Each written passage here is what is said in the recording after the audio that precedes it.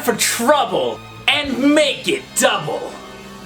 To protect gamers from devastation. To play games made in a foreign nation. To denounce the errors while wearing this glove. The games aren't all bad. Sort of. Chet. Norman. Team Yaocket Grunt playing games that break copyright. Actually, I give up. These games are a fright. I am suffering! Please end me! Hello, and welcome to Bootleg Yaocket Grunt Corner.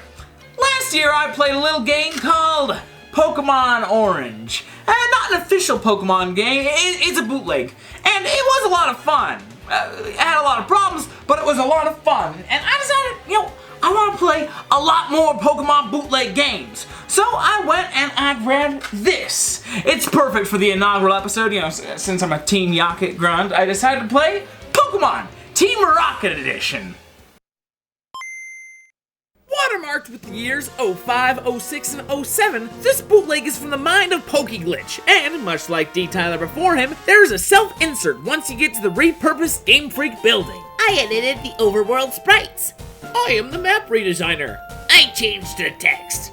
Those three are the same person. Pokeglitch worked on this hack as a one-man team. Well, you need to learn game design, you're distasteful, and because of you, I will suffer nightmares for years to come.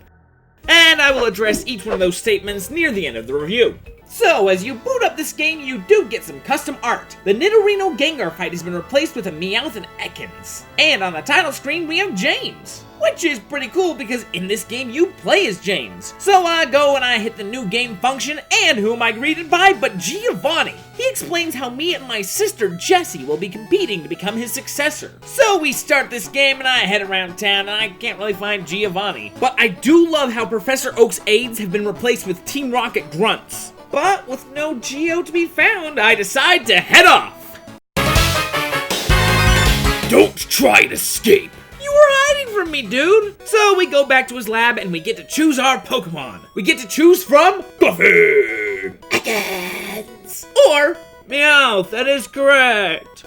Well, I'm gonna try and emulate James in this playthrough, so I went ahead and chose Gamin. But oddly enough, Jessie chose Meowth, and I lost our first fight because Smog could not hit worth beans. After that, Jessie just takes off, and Geo tells me to scram as well. Much like Pokemon Red, which this game is a mod of, I get a package from the First Town's Mart, and I'm instructed to take it back to Giovanni. He chuckles as this is a newly acquired Pokedex, and he decides to give it to me to assist me on my journey. So I head out again, and I really start feeling like a member of Team Rocket. This guy gives me a potion so that I don't hurt him, and he says that Giovanni is smart because he built his hideout in the forest. A forest which is right next to a town with, quote, the largest police force in the country. There are 4 people in this town, my dude, none of which are policemen. So I leave that town and we come to the very first Bootleg Blunder. Trademark, LLC, that's my idea. Bootleg blunders are game design choices that are so bad that you can only see them in a bootlegged game. This first blunder is that you are stuck in this cave, and the only way out is going all the way through or death. And since the very first Pokemon trainer in this cave has 3 level 11 Pokemon, I opted for the second one. Over and over and over again. I was brought down to 4 Pokebucks before I finally beat this guy. I also caught my very first Pokemon, Growly! And for this playthrough, I limited myself only to Pokemon that Team Rocket used in the anime. And as a boy, James had a Growly. The name didn't really work when it was an Arcanine, but whatever. So, with Growly and coughing in my possession, I emerged from the cave! I healed up, and then I ran into Jessie, who absolutely rolled us with 4 Pokemon from levels 15 to 18. After an hour of thumping fire types in the volcano, I tried again, and just barely managed to squeak out a victory. After that, I had access to the gym and Nugget Bridge. I decided to level up on the bridge since the gym's aide told me that Sandy has water-type Pokemon and that will make Growlithe almost completely useless. So, I get to a training. And after going to the Pokemon Center between each battle, I absolutely durgled everybody on the bridge. And at the end, I met the Team Rocket Grunt, who just handed over the Nugget, which I thought was just so cool. This really makes you feel like a Team Rocket Grunt. Since other Grunts are your friends, but no, you still have to fight him. You were so close, Pokeglitch. You just missed it by that much. After that, I continued down this path and ran into a lot of trainers, and this is a constant problem. I don't know how many trainers are jam-packed into a real Pokemon game, but this game is truly absurd. Now, it's not like Pokemon Orange, where the trainers have some rare Pokemon 20 levels above you and it just kills you outright, but there are usually like 20 trainers per area, and I will say this, they are very fair. So fair in fact that you can win, but your Pokemon will be badly hurt after every single battle, and your only choice is to go all the way back to Nurse Joy. Get help! Please! My brother's dying! Get help! Help him! And after every battle, you get further into the map. So as you walk back and forth, every trip just gets longer and longer. It's ridiculous. It's a bootleg blunder. TM. So after a little more than an hour, I found Bill. Billy with a Y. And he functions the same as Bill. You know, you help him out of the suit and he allows you to enter the St. Anne. But the reason that he was in the suit is because of Jessie. You see, she stole his tickets. So he can't really give you the ticket, but he does give you a weapon. Thanks? So I managed to get Growly and Coughing up to level 22 with all those trainers that I took down. At last, I believed it was time to fight Sandy, and I was feeling pretty good about my Pokemon right up until I defeated the level 24 Vaporeon and a level 32 Lapras came out. Alright, looks like we got a new training regimen. Vaporeon is worth 1000 EXP, so I'm gonna throw my corpse at that until the Lapras dies as well. So, this PSX 900 plan is a pretty intense workout. Before I finally beat Sandy, I had to lose a lot. Each loss costs half of the money you have on you at the time, and I lost enough times to have 0 Pokédollars left. In fact, my win was just a stroke of pure luck. So I got super lucky and my very first attack poisoned Lapras, and then I just spammed the potions. But I also had to get lucky enough that Lapras would not use attacks that would do more than 20 damage. Fortunately, it did this for the remainder of Lapras' life, and then I won. One gym down, 7 to go. After this, I talked to some cops, and I saw the worst creative decision in this entire game. Sprite choices. So they made lots of choices, and they haven't been too bad. Like, first off, you know, they show me as red when I'm on the character creation screen choosing my name, and you know, that's fine. I mean, they did have James on the title screen, and I guess I don't know a whole lot about modding. I guess you couldn't put that here, but whatever. Also, Jessie's sprite is represented by a female picnicker. Personally, I would have gone with a beauty, but maybe they didn't want to use other beauties if they used that for Jessie. Like, there weren't any female picnickers. And whenever you enter a battle, it shows the back of Professor Oak's head. Okay, whatever. And I'm okay with most of that, but I'm not okay with this choice. All cops in the game are represented by Rocket Grunts. That is literally the worst sprite choice you could have had. Could you not get the officers from Gen 2? I don't know. I mean, even male picnicker looks more like a policeman than a grunt, but seriously, anything other than the polar opposite should have been used for the cops. I mean, even a swimmer would have been a better choice. It's kind of hard to embody the rocket life when you're constantly trashing your fellow rocket grunts. So next I headed south and I ran into the Pokemon Graveyard. And I just want to say, I hate Jessie. The game called her my sister, but that's true, she's a terrible sister. And she's nothing like the anime Jessie, who would trade playful jabs with James. In fact, I consider her worse than Gary. So we're in the cemetery and she says, "Our Pokemon don't die, they only faint. Let's see if I can kill yours." Oh! Well, I never! Fortunately, in my several attempts to beat her, none of my Pokemon died. But when I went deeper into the graveyard, I realized it just wasn't gonna happen because the channelers are just absurdly overleveled. So I left that place. And I ran into a Bellsprout, which is perfect because I remember in the anime James constantly getting eaten by the Weeping Bell. So I went ahead and caught that, I evolved my Coughing, and after beating this one trainer, I got some good news about Weeping Bell and Growlithe. Because in this game, leveling up replaces the need for stones. So I get to this next city, and I wonder if that first NPC we talked to should have been here, because over half of the buildings are inaccessible because they have cops in front of them. And unfortunately, this includes the gym.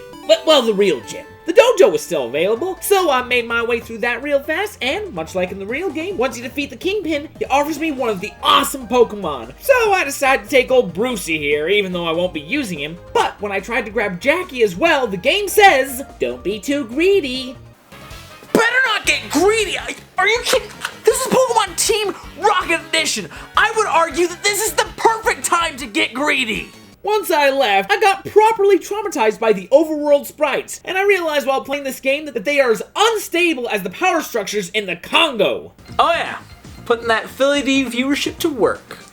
But what are these sprites? Abominations? Half cop, half lady with one eye, pleading in agony for Reg to kill it with his incinerator arm. Later I found these trainers, and once I talked to them, they became a block of text. Huh.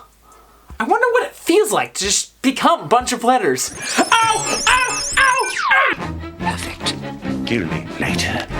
This couple had the boy turn into a Pokemon at one point. There were some swimmers later who became a bunch of GIOVANNIs. However, to the game's credit, it never crashed while doing this, but it was a bit disconcerting. So my footage for the next part is actually lost, but what I did was I entered the ship, and I had to use the weapon to threaten the guard to let me on. And once I finally beat Jessie, I didn't even get to use the weapon on her like Billy wanted me to. But I got the HM cut from the captain, and I got myself a Scyther, but not to fight. Rather, I used him for landscaping, which is exactly what I needed to enter the next gym. Before the fight, I decided to talk to the hype man. The leader is Sergeant Bolt. Awesome name. He is probably the strongest trainer you will face, outside of the Pokemon, of course. What Pokemon though? Crustle? The battle wasn't that hard. Our levels were actually pretty on par with one another. Heck, even my Weezing had the same level as his star pupil, Raichu. Yeah! I got the Thunder Badge! After that, we headed on over to the next town, which had a restaurant. That hamburger is horrible. I should have gone to Wendy's. Now that's technically food. After that, I found the casino, and so for the next 7 hours, I tapped the A button over and over and over while playing Armello, Overwatch, and while watching some anime. But my low estimate is that I hit the A button a minimum of 50,000 times. But I got myself to max coins, and that's good because I needed 5,000 for the raft. I don't know what's with these games introducing Earth items, but since I never found the HM, it's cool. I also picked up a Licky Tongue, not because James had one, but Jessie had one in the series, so I consider it kosher. After that, I headed on into the gym, and I was greeted by a level 49 Alakazam. After that, I left the gym and went all the way through this cave, which led to the city with the Safari Zone. But nothing really big happened there. I mean, I did find a bunch of items, but Weezing did learn self-destruct. And this led me to, 4 hours of walking into a cave, sending out my lowest level Pokemon, switching to Weezing, and then blowing myself up. It was actually a very effective strategy for training. And while I didn't get myself quite up to level 49, taking out all of Koga's trainers was easy. Oh yeah, and that's another thing. Koga, Sandy, Sergeant Bolt, actual Koga. Most of the trainers in this game are repurposed, but I guess that Koga and Bruno decided to come to this fakey, not real world. And while I'm on the subject, later on, you assault Silphco. That is a very cool thing for a member of Team Rocket to do. But Silphco is not in Real Guard Town. I've played Super Smash Bros. It's Cerulean City. It says right there on the side of the building. Well, due to my over-leveling, Koga fell quite easily, and I headed off to the sea, where I met all those GIOVANNIs. But since this is a fan-made game, I was able to make some of the swimmers swim through the ground. And I did take the long trips back and forth between the Pokemon Center and all the battles, and fortunately I'd gotten a bicycle by this point, and it helped a little bit. I even found myself a level 61 Cloyster, and I instantly got that thing, you know, because Jessie had a shelter in the TV show. But then tragedy struck. A few times I was tapping the A button while I was using the raft, and I accidentally tried to use it while I was on the water, and it usually said there's nowhere to get off. So once, just once, I decided, okay, what if I try to get off where there is some land? But when you try and do this, well, it causes a seal underneath the back end to shatter, and all hell breaks loose, and the demons come, and then, I lost the Cloyster because of that. And then I spent over 20 minutes trying to find another one! With all the swimming that's been done, we get to a city that's in the middle of the sea. See, we got the Pokemon Center right there, Mart's right there, you even got the Warden. They also have the gym. And the hype man at the front of the gym has gone from, you know, laughing at you for catching Fire-type Pokemon to being just completely useless. Do you think you can win? Yeah, I think so. Believe me, you won't. He's good enough to be in the Elite Four. Okay, first off, screw you! Second off... Actually, that's all.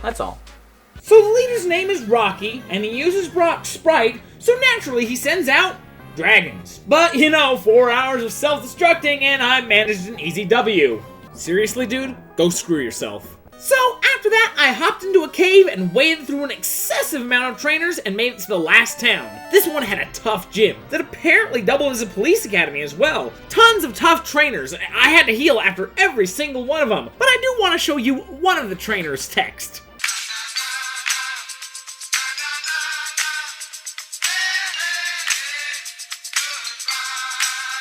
Oh, also one of the trainers had a Tauros that knew Leer and Tail Whip.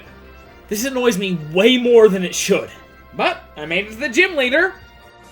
What's this? You followed me to my gym? This is only for officers in training. You think you can disband the police force? Let this be our final match!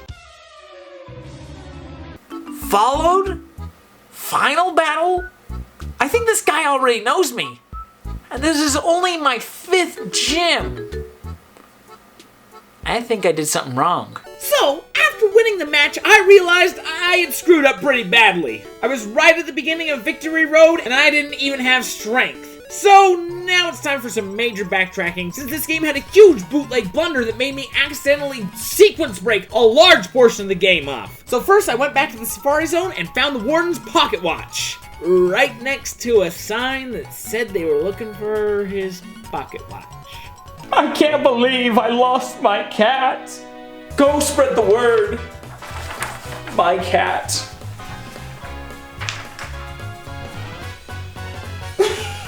After returning it, I got strength, but I don't have the gym badge to use it yet. Oh, also, while I was looking for where the flip to go, I entered Pokeglitch's building from the back. I went up to the top of the building, and that's where I met a dude who just straight up gave me Mew.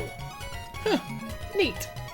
So now I headed back to the casino because I remember some mention of like a police academy down there, and naturally there was, pretty normal. What wasn't normal, however, was the Aerofossil and the Skabutops. But whatever, I meet the police chief for the first time, the second time, or whatever. His Machamp is unevolved, so he was much easier to beat this time. Now I can assault Silph, who literally has 11 stories with at least 4 trainers on each one, and some information. After fighting the 40+ trainers, I had the real final battle with the police chief. With his defeat, I got myself the Ghost Scope from the president, but as bad as the 40 trainers was, it's much better than the Ghost Cemetery, which is just 7 huge rooms with 3 or 4 trainers apiece, which all spam Hypnosis and Confuse Ray. On top of that, there is a high encounter rate with these Ghastlies, which also have Hypnosis and Confuse Ray. And actually, I did most of this training back before the self-destruct training, so it required a lot of walking back and forth. I hate how many trainers there are in this game. But after trudging through all of the trainers, I identify Marowak and its skeletal remains and murder it for a second time. Then I go and KO all of Mr. Banks' bodyguards, and I get myself the Pokeflute. It would have been really nice to have this when I was fighting all the people who keep using Hypnosis, but hey, no more waiting for my Pokemon to wake up. Now they get the treat to awaken to my beautiful, lovely, dulcet tune. So now I can move Snorlaxes, and I actually forgot where the Snorlaxes were. There was one out in the middle of nowhere that wasn't even near towns that was blocking off fake Erica's gym, which I can now go to. I forgot her name. It's at the bottom of the screen now. Also, when I finished attacking Silph, all of the cops in the town disappeared, meaning the one that was blocking the gym is now gone. So I can head into that gym, which was run by Hermione. Team Rocket are evil. Okay, that's like hurtful. Do you think maybe you can keep your commentary to yourself? I mean, I didn't even take the Hitmonchan. I'm not a monster! So after all of that fun, I was finally able to use strength. I forced my way through that puzzle, and I even ran into a mart, and I loved this mart because it did something that doesn't happen in official Pokemon games. It sold max revives. Thank you, Pokeglitch. But even after making it through all the strength puzzles, I couldn't make it past the Indigo Plateau. It wasn't possible because I still don't have the Volcano badge! Okay, that's worth like 50 bootleg blunders. So now I need to find Fake Blaine's gym. And I got seriously lost here, because the area with the gym is just blocked off unless you have a pass. And the pass is at the back of the abandoned power plant. And this info isn't just given out. Oh my gosh. Bootleg blunder.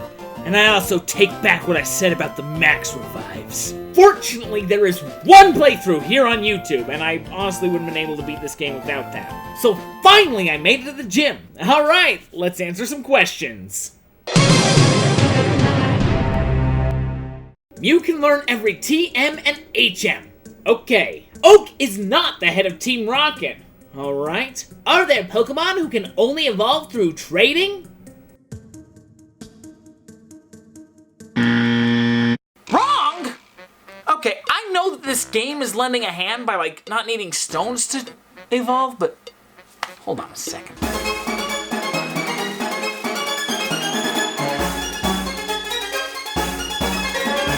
Four Pokemon evolve only while traded by link cable.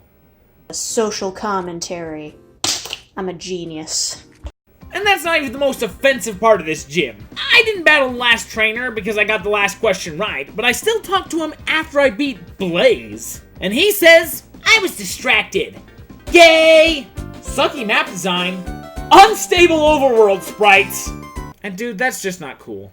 So at last, I made it to Victory Road, and I find my notes absolutely hilarious here. I didn't even realize it, but I just wrote, Victory Road sucks. Twice! Because it really does! So the random Pokemon are over level 70, so I can't use repels to cut down on the monotony. And the travel between the nearest Pokemon Center and back is through all of Indigo Plateau, the Strength Puzzle place, and a lot of overworld stuff. And when you come back, all of the strength rocks reset, so you have to do the puzzle all over again.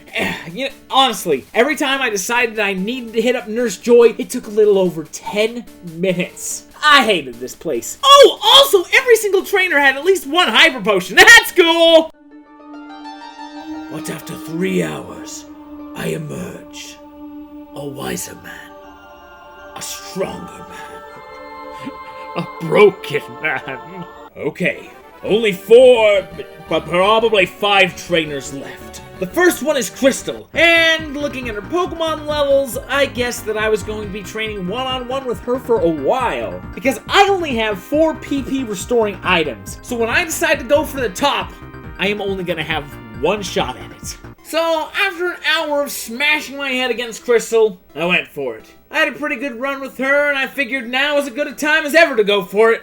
As mentioned, Bruno is one of the few unchanged trainers in this game. Well, in his name. He now uses Psychic Pokemon, and of course his signature Pokemon, Polterghost. After Bruno is Professor Oak, and I actually really enjoyed this fight. Raichu, nice, nice. Venusaur, I like it. Blastoise, cool, cool. Charizard, See? That makes sense. Mewtwo. That doesn't. After beating him, I headed into the final boss. I wonder who it is. I mean, the police chief used Lance's sprite, so... Oh! It's Giovanni! That's actually really cool! The secret's out. I am the head of the Elite Four. If you plan on being my successor, you must be able to beat me! So we start battling, and I gotta say, what kind of Elite Four idiot this late in the game has a Pokemon that knows, let alone uses... Leer! Us, we're the idiots. All in all, Giovanni was a pretty tough and fun fight, especially with those Pokemon levels. But when he's using moves like Leer, well, naturally I won. Now, I'm fully aware of the trope, and I'm ready for it. What do you know? Jessie beat me here, that sly dog. What I wasn't ready for was a level 100. And let me tell you, with Pokemon levels like that, I feel perfectly justified in abusing Toxic, Max Revives, and of course, Explosion.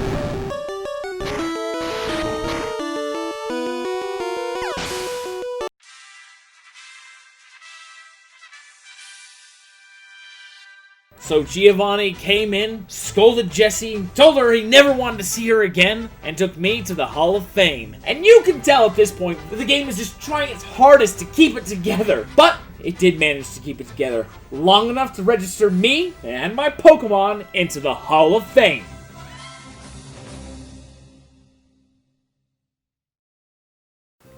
So, that's Pokemon Team Rocket Edition.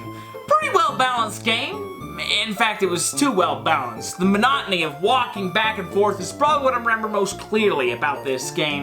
It was a lot of fun, but that sequence break in the middle just made the whole game unravel and fall apart for me, and that leaves a sour taste in my mouth. But I think I can condense my thoughts of this game into one word. Gay! Alright, so I'm gonna do a lot more Pokemon bootleg reviews over 2019. So, I'm gonna do a bit of a giveaway. Is this a particularly good Pokemon card? No. In fact, it has some scribbles on it there at the bottom. But not just any scribbles. This is the signature of Stuart Zagnut. That is the original voice of Professor Oak. Hello, Chad. It's me, Professor Oak. But you're on your way to becoming a Pokemon Master. So what you want? If you want to win this, just comment on my videos in 2019. Every single one comment will enter you into it. I would say comment, rate, and subscribe, but I have no way to check if you did ratings, and subscriptions can always be taken back. But if you comment on this video, and don't comment a bunch of times, I'll know if you comment more than once, and I'll just invalidate both of the comments from that video. But every single comment on my 2019 videos, not just the Pokemon ones, will get you another entry. And at the end of the year, at December, I'll use like Google's random number generator to see who wins this card. Not this card though. It's also signed, but it says to Chet. But this one isn't signed to anyone, so it could be yours. Alright, thank you for watching, and I'll see you on the next one.